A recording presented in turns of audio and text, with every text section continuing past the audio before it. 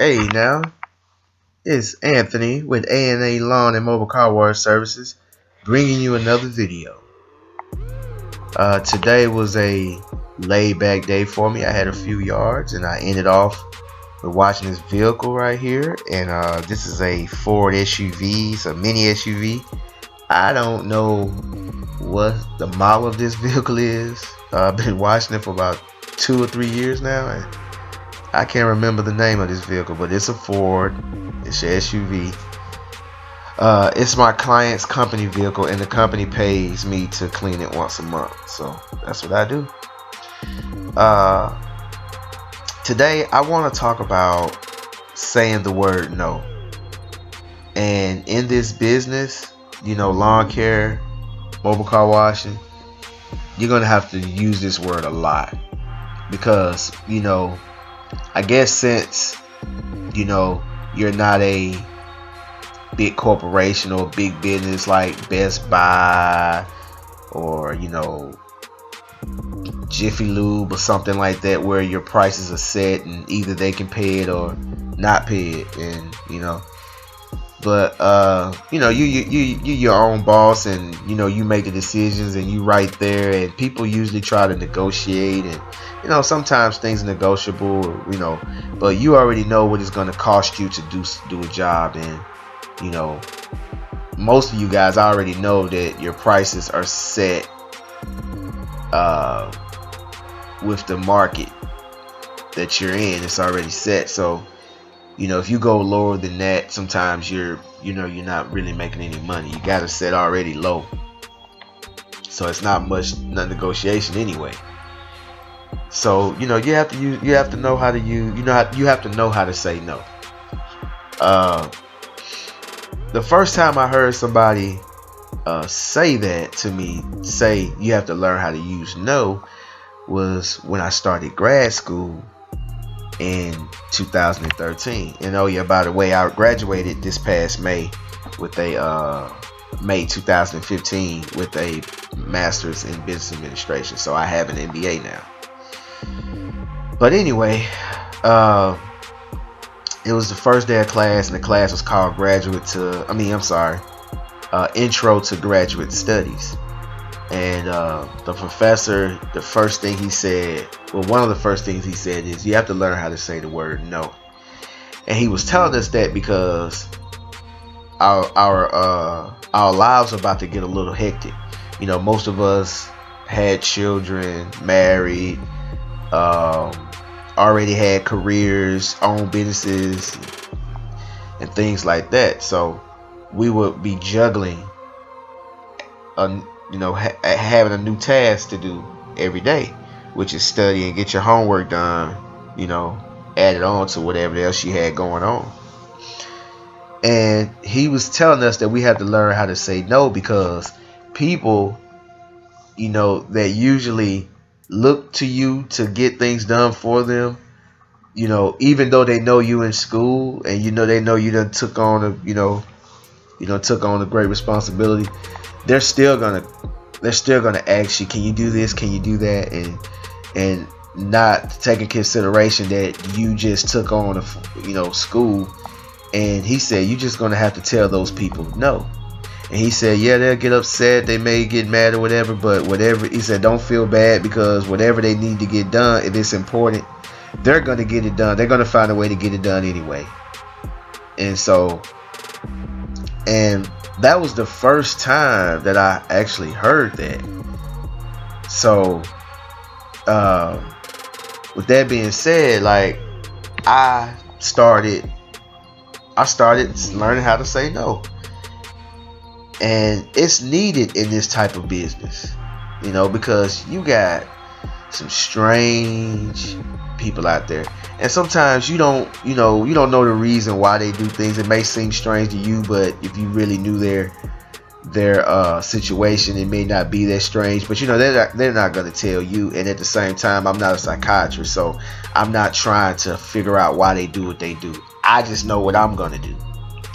So for example, let's say someone comes to you with an extremely dirty vehicle. It look like they've been mud riding in it, and and it's a pickup truck, and your price for a pickup truck is about $50, and that's for a wash and a vacuum and tire dressing and wiping down the interior and stuff like that. And you tell them $50. Well, his car is filthy inside and out. And on your flyers and when you advertise, you clearly say extremely dirty vehicles will be charged an additional price. But they know that. But see, this is what a person would try to do to try to get over. Oh, would that be 50? When they know it won't be 50. And no sir, it won't be $50. It'll be this. But man, it's not that bad. Could you do it for 50? And the old me, when I first started, year 1, year 0, I'd have been like, yeah, I'll do it for 50, and been out there spraying that truck down, using, emptying my water tank, trying to get that car clean and get all the mud off of it, and leaving mud all on the ground where you at, which, some people have a problem with that. And then, you have a possibility of other people driving up on you. Like, I'll give you an example, real situation. I did have a dirty truck like that, and I agreed to wash that dirty truck for that amount. And while I was washing that truck, 3 cars stopped. 3 potential clients stopped and said, hey, how much would you charge me to wash my car out? And I would like you to do it, and they wanted me to do it right then. And all 3 of them wanted me to do it right then, but I couldn't do it because I was still struggling trying to get this dirty vehicle clean. And I only made $50 that day when I could have made $100. So sometimes you're going to pay for not saying no, and I paid for it. So once I started to see what was going on, I had no problem saying no. And a lot of us, when we first start, we have a problem saying no because we don't want to miss out on any money. We don't want to miss out on any new client and this. But sometimes, man, when those folks come to you with ridiculous demands and unrealistic, results, they want unrealistic results, and those sometimes most of those people, they're not going to deal with you on a regular basis anyway. So why do it? So I give you another situation. It's one of my lawn care clients. One day I received a call, and it was a lady telling me she wanted me to come out and give her an estimate, and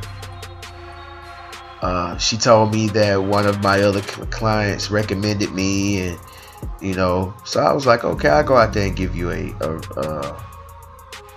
estimate. So I drove out there later on that evening, gave her an estimate, and told her it'd be about $55 per cut, and I recommended you get it every cut 10 days, and we agreed. And I was cutting her yard, and everything was going pretty smooth. So one day I get to her yard, and a tree had fallen in the yard, and some of the branches hit the house, and she needed a little work on her house or whatever. It wasn't nothing major, and I'm pretty sure insurance covered it. So it seemed like after that, everything kind of went downhill. So she texted me and she said, oh, the tree is up now, you can come and cut and whatever. So I cut, and she paid me or whatever. And one day I come and cut a yard, and I send her. She usually was at home, and she'll just give me a check. So she wasn't at home, so I texted her and let her know that I was done with the yard, and I'll be sending her an invoice. I have those little square card readers, and you can send invoices. So I sent her an invoice to her email, and clearly my invoice says payment is due upon receipt. So I tell her I sent her an invoice and tell her to pay, whatever. And she tells me, well, I'm going to pay you Friday. Okay, that was the first mistake right there. And I shouldn't have let her done that. I should have said, okay, it's okay if you pay Friday, but I would like in the future that you pay it on the date of receipt, or leave a check under the door before I get there. And I should have said that, but I didn't. So I guess that's where it started. So uh, I said, okay, no problem. She paid. She paid the invoice. Well, actually, she didn't pay the invoice that Friday. I had to remind her, and I think she paid it that Saturday. But anyway, she paid the invoice. Everything is still cool. Everything's fine. So one day, I receive a text from her, and she tells me, she asks me, "Hey, the next time you come and cut my grass, can you trim my bushes? I hope that's included in the 55." Okay. First of all, she knew that wasn't included in 55, and she talking about, and then she says, "I hope." So when you say I hope is really an expectation, a desire, you know. So I texted back and I said, "No, ma'am. You know, I can do your yard, I can trim your bushes, but it's not going to be 50. It's not going to be for $55. 55 only covers the maintenance on the yard. It doesn't cover trimming bushes." So she just got upset. She was like, "Oh no, I thought it was included in 55." Well, I'm thinking to myself, well, if that was your understanding, why did you say you hope that it's included in 55? Anyways, so I tell her no, it's gonna be about $80, and she tells me, "Oh no, I'm not gonna pay you $80. I'm not gonna give you $80. I'm gonna give you 10. I'm gonna only give you 10. Okay, first of all, now she's talking to me like I'm a servant, or I don't know what she was thinking. But first of all, you don't give me anything. I earn what I make, and I set my prices. If you can't afford it, or if you can't do it, we can work something out. And if we can't work something out, then you just have to find somebody else. Now, this is what I'm thinking in my head, but of course I didn't say this to her because I didn't want to give her, sometimes people will start trouble, and when you finish it, you become the bad guy. So I remained calm, and I made sure that my texts were polite but firm. So she started saying, "Oh, I can find somebody that can do it I can find somebody that can cut my yard and trim my bushes for 65, and this and this and this and that." She goes on this whole little rant. So I just sent her a text and said, "Okay." So she was confused. She didn't know if I meant, okay, I would do it for the $10 extra, or she should find someone else. So she texts me, are you saying you would do it, or or you will find someone else?" And I said, "Well, you go find you someone else." And I know she was shocked when she saw that, because by this time I had over 40 clients. So if I lose one, it's not gonna hurt me. So I told her she could find someone else, because I don't want to deal with nobody like that anyway. Because first of all, she already told me when she's gonna pay me. She tells me when she's gonna pay me, and then it's gonna tell me, now she wants to tell me how much she's gonna pay me. So you know what I had to tell her? I had to tell her no. And she I know she kind of paused, and she just looking at the text. I know she was shocked. So she goes and says, "Well, all right, I'll do that.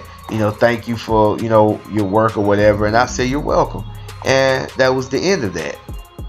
I wrote her off. I said, "Hey, $55 every 10 days. What's that, about $165 a month, something like that?"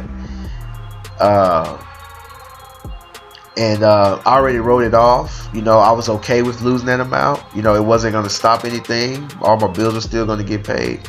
I was fine with that. So I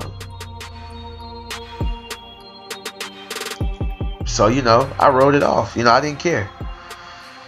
So then, I want to say about 10 o'clock that night, she texts me and tells me she's sorry that she had a bad day at work. Could I continue to do her yard? And I said, yeah, sure, I'll do your yard, you know. And she said, yeah, I'll pay what you're asking for. And I was like, okay, I'm glad to hear that. And you know, I continued to do her yard for a little while. But see, but you got to think about it. Now, this woman just told me, you know, I was still kind of leery. I kind of didn't want to even work with her anymore. But you know, I had to give her the benefit of the doubt that she was maybe just having a bad day. I just had to give her the benefit of the doubt. But she just sat there and told me that she had somebody that'll do it for 65. So why would you pay somebody 85 for something that you had somebody that would do it for 65? You see what I'm saying? So that just kind of it kind of made it just, I started to feel some type of way about it after that. So I continued on to cut a yard from not, I don't even think it was a good month. And so one day, you know, I texted her. I was like, hey, I cut your yard, and you know, I'm sending you an invoice. And then at that point, you know, she said she was going to pay the invoice later on, and that she will call me in the future if she needs my services. So I said, okay. Now you see, now, you know, she didn't plan on keeping me anyway. You know, and whatever, you know, I don't know if she had any financial problems. I don't know what her issue was, but you know, she wouldn't have kept me anyway. So you got to stand your ground, because if you know, you got to stand your ground, because if you let these people run over you, they will, and you won't get nothing out of it. You'll get the short end of the stick. You know, so you know, saying no is gratifying. It feels good to me when I can just tell a person no. You know, one day I was out cutting my yard, and this lady, you know, she pulls up and she says, hey, you know, how much you charge me to do my yard? And I, you know, I give her a price, and I tell her I'll do it for this amount. And she goes, well, no, I'm looking for somebody to do it for 30. And I was like, ma'am, that's too slow. I can't do it for that price. And that was it, you know. And she moved on, because you gotta think about it. Some of these people will get you out there, and you'll get out there to their yard and their grass is knee high, and they want you to do it for this ridiculously low price, and you agree to it, and then you destroy your mower, or you tear up some equipment on it, and you didn't even make enough money to even put a, you know what I'm saying, put a down payment on the repair, let alone fix it. So you want to, you know, you want to take all this stuff in consideration, and then you got to think about it. Is this person is gonna be a repeat customer, a loyal, regular customer? 9 times out of 10, they're not. So why are you wasting your time? Now, trust me, $30, $40 is not gonna make or break your business. So you just have to know when to say no. And that's about it. That's all I'm gonna say about that. You know, you guys out here doing what I'm doing, you know, y'all just take that in consideration. It was just something that I was thinking about that I want to share with you guys. And you know, please subscribe to my page. If you have any comments about what I talked about, please feel free to share. And I'm out.